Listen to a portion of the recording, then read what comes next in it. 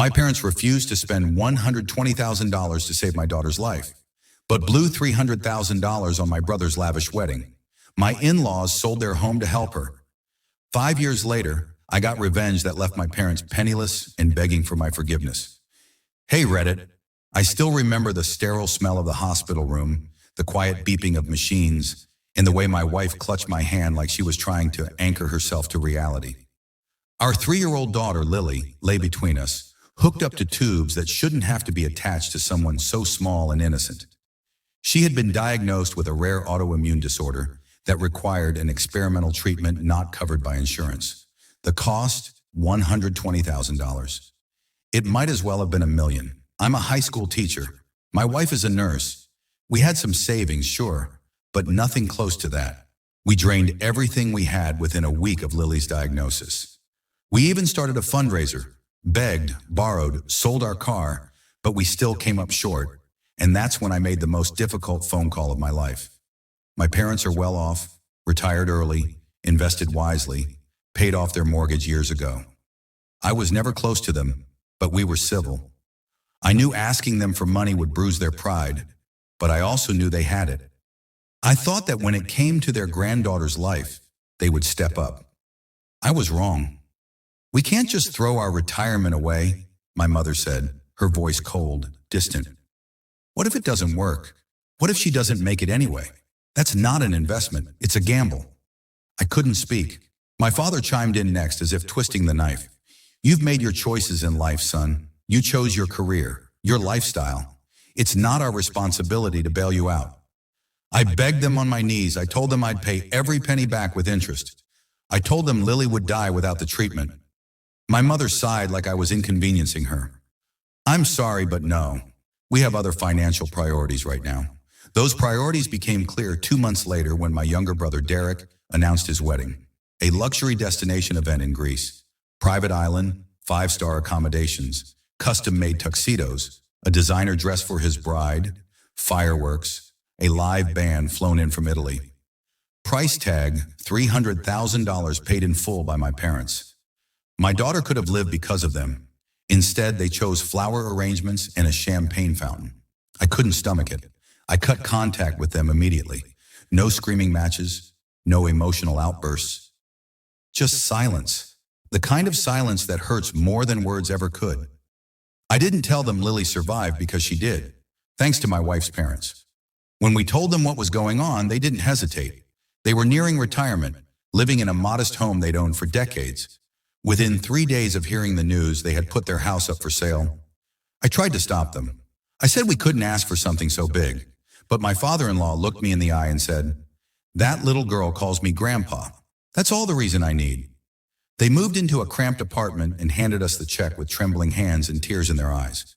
Lily got the treatment. It worked. It wasn't instant. There were weeks of nausea, nights we thought we'd lose her anyway, but she pulled through stronger than any of us imagined. She turned 4 with hair growing back and her laugh echoing through our home again.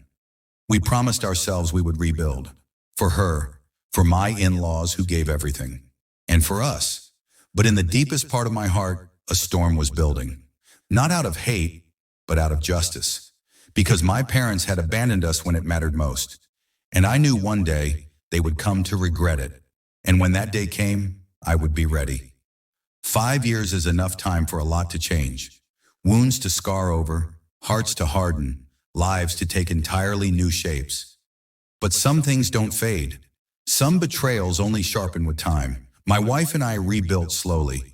Every promotion, every saved dollar, every moment of peace we carved out, it was all hard-earned. I picked up tutoring gigs after school and started a small side business, helping students prep for college. My wife climbed ranks in the hospital, eventually becoming head of her department. We were exhausted, but we were alive. And most importantly, Lily was thriving. She was 8 now, healthy, funny, fiercely curious. The memory of those hospital days was distant for her, but not for us. Every time she laughed or asked to read just one more story before bed, I saw the faces of my in-laws and the home they had sold without hesitation. I also saw the empty look in my father's eyes when he told me my daughter's life wasn't a worthwhile investment. I hadn't spoken a single word to my parents since that day. They sent emails, cards on Lily's birthday, always with a check inside. Never a call, never an apology. I returned the checks each time, ripped in half. Meanwhile, Derek and his wife were enjoying the kind of life most people only saw in magazines. Their wedding was featured in some high-end bridal publication. He opened a luxury car dealership funded entirely by my parents. His wife became an influencer, showcasing their yacht vacations, rooftop dinners, and designer wardrobes. But wealth without depth is fragile, and shallow roots don't survive long droughts. Derek's business began to crack within 2 years. Turns out he had no clue how to manage operations. He was flashy but reckless, loaned out expensive cars without proper documentation, underpaid staff, and dipped into operating funds for personal expenses. Within 3 years, the dealership tanked. Lawsuits followed. His wife, who had built her identity around their extravagant lifestyle, panicked when the money ran dry. I didn't know the full details, but whispers reached me through distant cousins, infidelity, accusations of financial abuse, and finally divorce. My parents poured their remaining savings into trying to keep Derek afloat. They sold off some of their investment properties, mortgaged their home. My mother even sold her jewelry collection, heirlooms from her grandmother. But it wasn't enough. Derek went bankrupt, and with him, so did my parents' financial security. Still, I didn't reach out. I had long since stopped needing their approval. My revenge was never going to be explosive or public. It was going to be slow, silent, and undeniable. By year 5, my wife and I were in a very different place. We just purchased our dream home, modest but beautiful, near a great school for Lily. My tutoring business had grown into a full-time education consulting company, and we were finally in a position to repay my in-laws in full, but they refused the money. My father-in-law chuckled and said, "The return we got is running through that yard barefoot right now. That's all we ever needed." I cried that night. I didn't do that often, but I did then. Then it happened, an unexpected knock at our door on a cold Friday evening. It was them, my parents. They looked different, smaller somehow, punched, pale, exhausted. My mother's once styled hair was flat and graying. My father's eyes were sunken. Their pride had clearly been stripped bare. They stood in silence for a moment before my father finally spoke. We were wondering if we could talk. I stared at them. My wife came to the door behind me. She didn't say a word. Lily's voice called out from inside the house, laughing with her grandmother, my wife's mom, who had come to visit. The sound carried like a bright, undeniable truth. My mother's lip trembled. "We'd like to see our granddaughter. Just once, that's when it hit me." They still didn't get it. They thought time had softened the pain. That silence had meant forgiveness. They had no idea how far gone they were. I looked my father dead in the eye and said calmly, "She already has grandparents, the ones who saved her life." Then I closed the door. I didn't slam it. I didn't shout. I just closed it, quietly, like I was closing a chapter. But that wasn't the end, because karma wasn't done with them yet. 2 weeks after that knock on our door, I received a letter in the mail, handwritten from my mother. It was a mess of rambling justifications, scattered apologies, and a desperate plea for reconciliation. She said things like, "We didn't know how bad it really was, and we thought we were doing what was best for everyone." She even blamed Derek's crisis for distracting them, as if their son's luxury wedding and failed dealership somehow justified abandoning their dying granddaughter. I didn't reply, but I kept the letter. My revenge had never been about money. If it were, I'd have sued them for emotional damages or exposed them publicly. But that wasn't my goal. I wanted them to live long enough to realize the full depth of what they lost and that they could never buy it back. Meanwhile, Derek spiraled. His wife took everything she could in the divorce. He moved back in with my parents, who had now sold their home and were renting a 2-bedroom apartment in a sketchy part of town. From what I heard through family, Derek refused to work any job that didn't come with a fancy title, which meant he wasn't working at all. My parents started attending community events again, trying to act like they still belonged to a lifestyle that had crumbled around them. But people talk, and small towns remember they had burned too many bridges.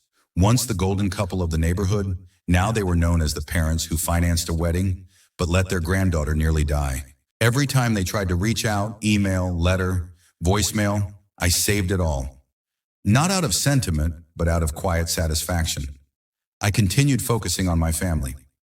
Lily had just turned 9. She was healthy, bright, and showed signs of being musically gifted.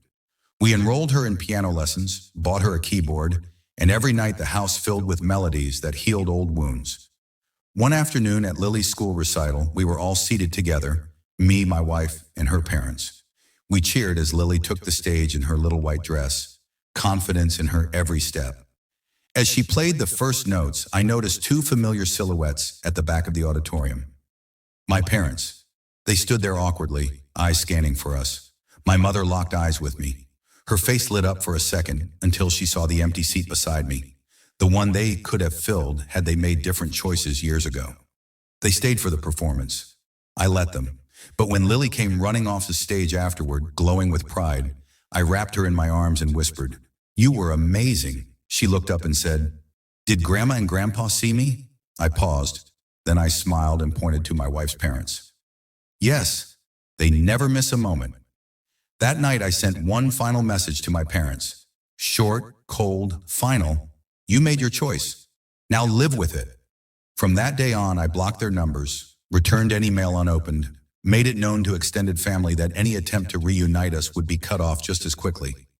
Because here's the truth, they abandoned my daughter when she was dying. They funded a fantasy while we faced a nightmare. And when the fantasy collapsed and they came crawling back, they didn't do it out of love, but out of loneliness. My revenge wasn't loud or cruel. It was letting them feel the weight of their absence every single day. Now they live in a one-bedroom apartment, dependent on government checks and whatever scraps of pride Derek hasn't chewed through yet. Meanwhile, my family is thriving. Lily has two grandparents who would move mountains for her. She will grow up never knowing what it feels like to be discarded. She'll never hear the words, "It's not our responsibility." As for my parents, they have each other and the memory of what they lost forever.